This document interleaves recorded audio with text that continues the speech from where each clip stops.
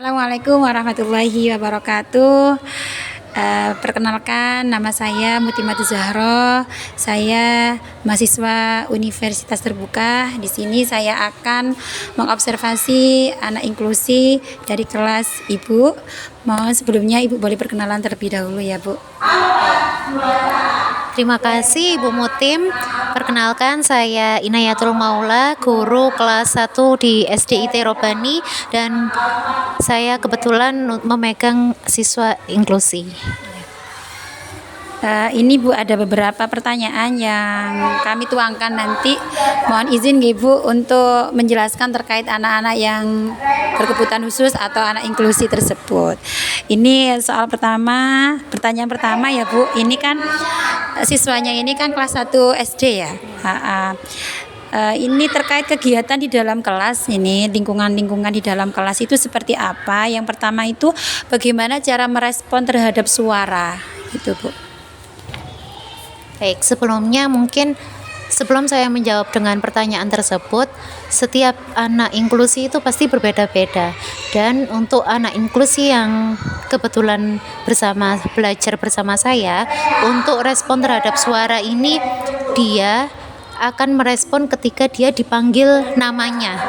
Jadi ketika dia tidak dipanggil namanya, dia tidak akan menggubris, dia akan fokus dengan dunianya sendiri, gitu. Ya, jadi memang dia harus dipanggil namanya, baru dia akan memberikan respon. Pertanyaan yang kedua Ibu ini ya, untuk kemampuan memahami informasi desain itu bagaimana Bu kalau di dalam kelas itu Bu?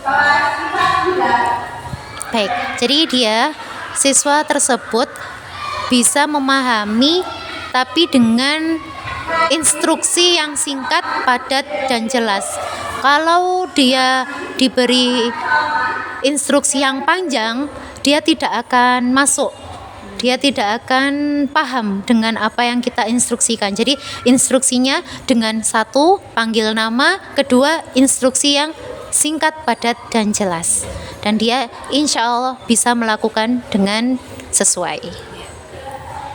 Ini pertanyaan ketiga Bu, ini terkait di dalam kelas. Partisipasi dalam kegiatan kelas itu contohnya bagaimana keaktifan anak dalam mengikuti pelajaran saat menjawab pertanyaan atau diskusi kelompok. Itu bagaimana Bu? Baik.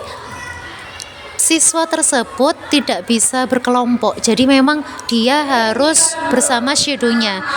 Jadi ketika ada di kelas, dia belajarnya memang bersama shadow. Untuk kegiatan berkelompok, kelompoknya nggak bersama shadow tersebut, dia masih belum bisa berinteraksi bersama teman-teman. Seperti itu. Ini pertanyaan terakhir ya Bu ya. Bagaimana relasi anak dengan temannya ketika beradaptasi? Apakah ada ketertarikan untuk bermain bersama atau berkomunikasi kepada temannya, atau serta bagaimana ekspresi emosionalnya itu? Untuk bermain bersama teman-teman mungkin masih belum muncul karena dia masih fokus dengan dirinya. Dia harus masih menstabilkan emosionalnya dulu.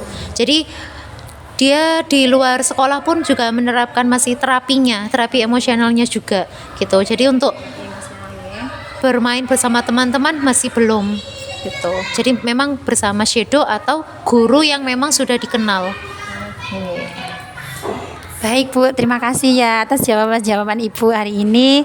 Alhamdulillah sangat terbantukan. Saya mohon maaf atas mengganggu Ibu di dalam kelas. Mohon maaf Ibu. Mungkin saya cukupi. Saya mohon maaf. Saya akhiri. Wassalamualaikum warahmatullahi wabarakatuh. Waalaikumsalam warahmatullahi wabarakatuh.